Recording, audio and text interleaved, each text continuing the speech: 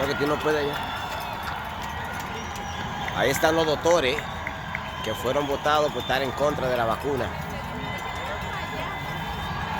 Doctores, gente profesionales, gente que saben de lo que está pasando, gente que están aquí para protegernos, gente que están con nosotros. Dios lo bendiga a cada uno de ellos. Thank you. Thank you. You are beautiful. Thank you. It is my distinct privilege and honor to introduce my colleague who has led truth and shined light on how to save lives. This is a man of humility, of distinction, of intelligence, of integrity that many of you know, and if you don't, the world. He has probably saved more lives because of his willingness to speak out than anybody I know, and that is our beloved friend and colleague, Dr. Peter McCullough.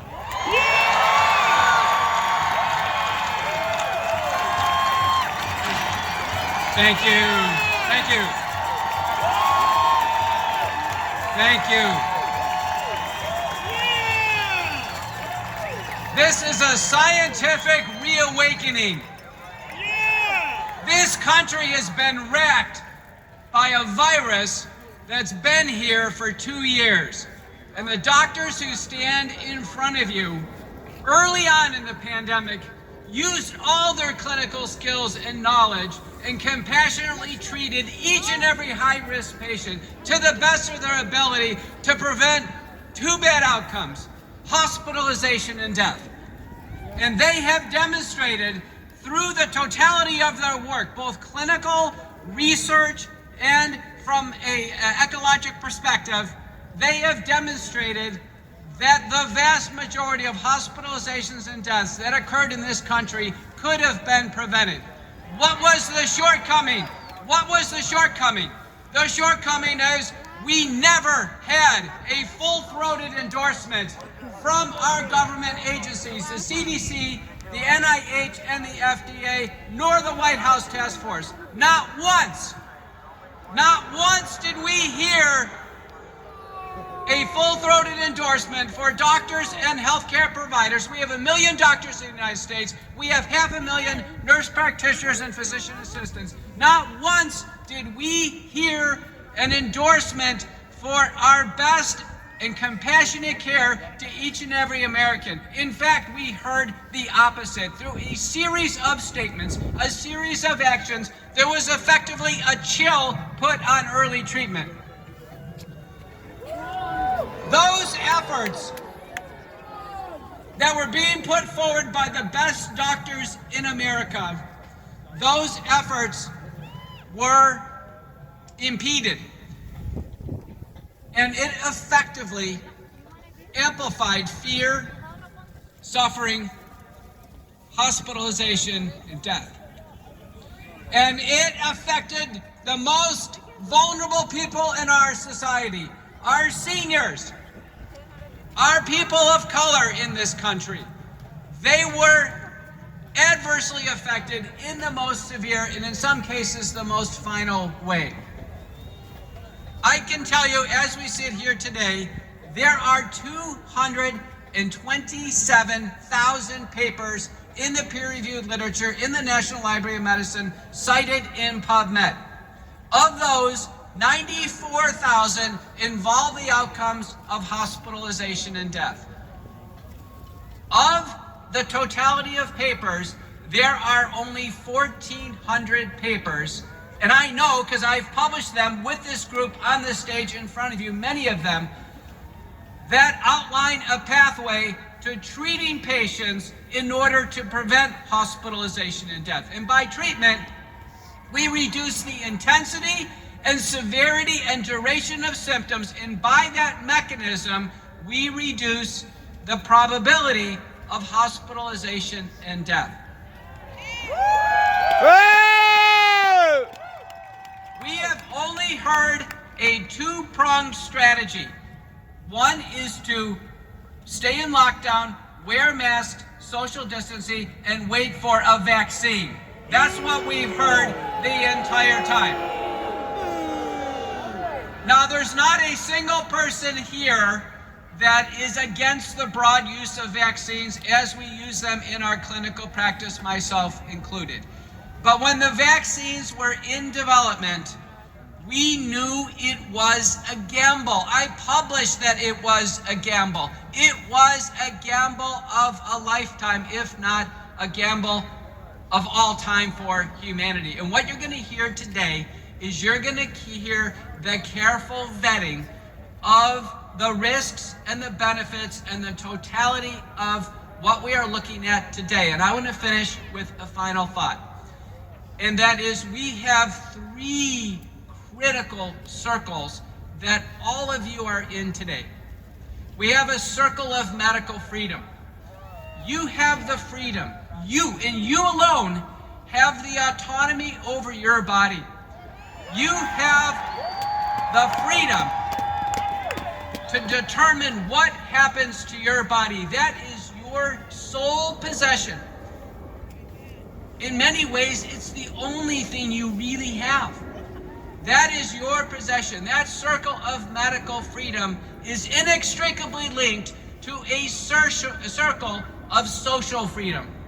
And that social freedom includes your family and your employment and your faith, and involves your overall citizenry in any country that you reside, in any state that you reside. And that is inextricably linked to the circle of economic freedom. Medical freedom is linked to social and economic freedom. If we allow the circle of medical freedom to even be touched, let alone be broken, all the circles fracture. They all do, and it crumbles. The writing is on the wall, and the determination to preserve medical freedom is in your hands. It's in your personal hands. It can't be any more clear. This moment cannot be more decisive. So join me and join these heroic doctors and nurses and others in helping bring America home. Thank you.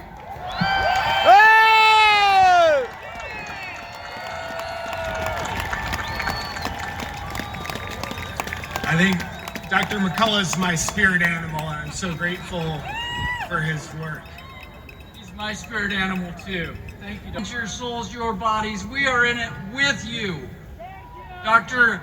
Richard Urso, one of my best friends, one of the smartest people you'll ever hear. Dr. Heather Gessling, a beautiful woman of compassion, a physician of brilliance. And my friend, Dr. Lynn Finn. I don't think you'll find a funnier, smarter doctor. They're going to declare to the world what the world needs to know, and I'm grateful that they get to present it, and you get to be here to experience these amazing doctors. Dr. Urso. Hey! Hello, America! Hey!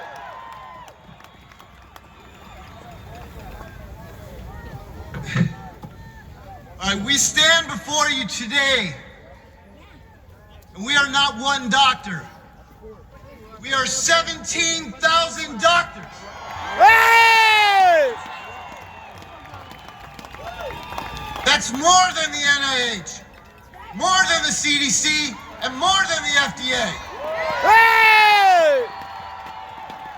17,000. These are all signed and verified. Doctor. There are powerful forces against us, as you know. The news media. Does anybody trust the trusted news media? No! Do you trust the CDC and the FDA? No! Do you trust Fauci? No! All right. We've been fired, censored, erased from Wikipedia, but we're standing strong because we are with you. So today, again, we represent 17,000 doctors and scientists and humanity. We have three virtually indisputable recommendations backed by high-quality data. And I have one ask for you today. Today, you are going to hear the truth. Only the truth. And I ask you to have courage and join us to help our future generations resist this tyranny.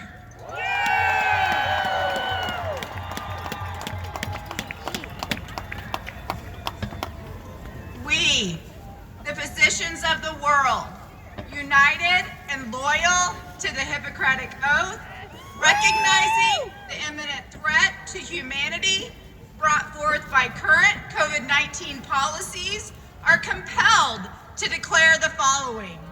Whereas after 20 months of research, millions of patients treated, hundreds of clinical trials performed, and scientific data shared, we have demonstrated and documented our success and understanding in combating COVID-19.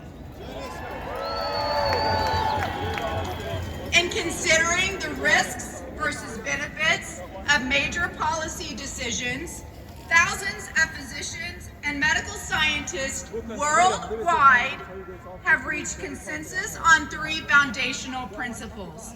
The first being, healthy children should not be forced to subject vaccinations. You hear that?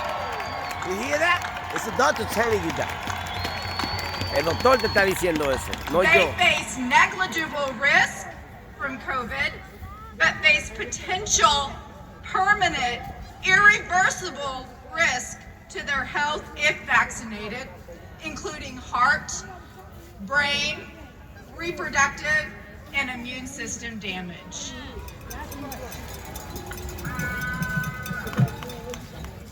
Natural immunity denial has prolonged this pandemic, Yes, that's what and it we are, has not immunity. needlessly restricted the lives of COVID-recovered people.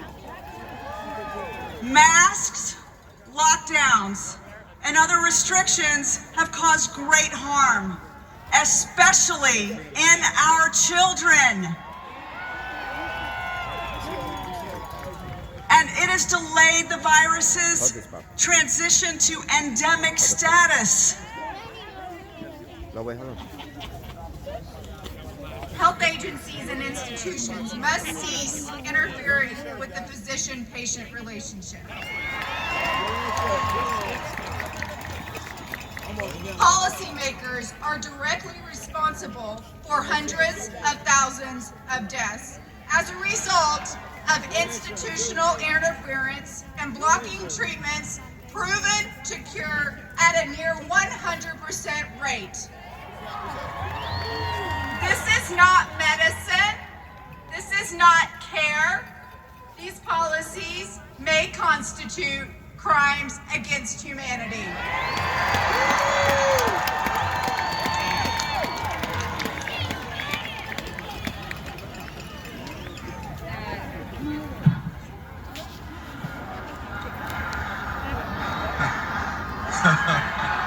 I love it!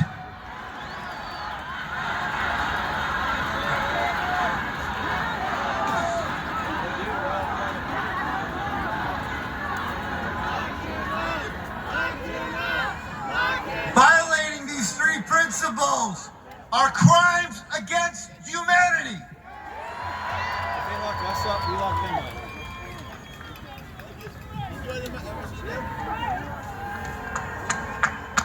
Thank you, doctors. I kind of feel like a flat earther believing in natural immunity. No offense, flat earthers. Thank you, JP. Next we have, if you are ever in the ICU, these are the doctors you want looking over you. These are some of the most experienced, brilliant, well-published doctors in the world. We have Dr. Pierre Corey, a good friend of mine. Oh, yeah. And those of you that know him, you better buckle your seatbelts. I know him. We have Dr. Paul Marik, who is a sage of wisdom. And we have Dr. Mary Bowden, who is a tigress for freedom.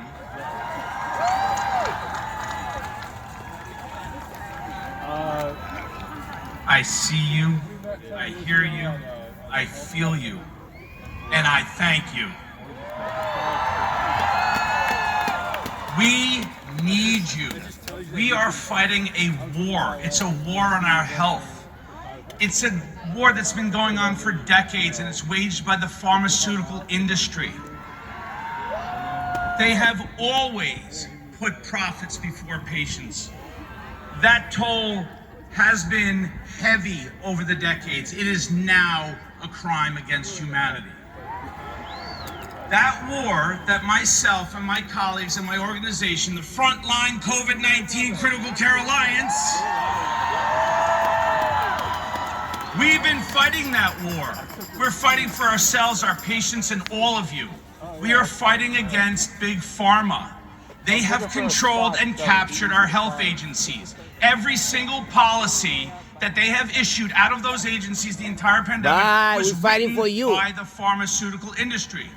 And that is a war on repurposed drugs. We've known now for 2 years that there are cheap, safe, highly effective, and widely available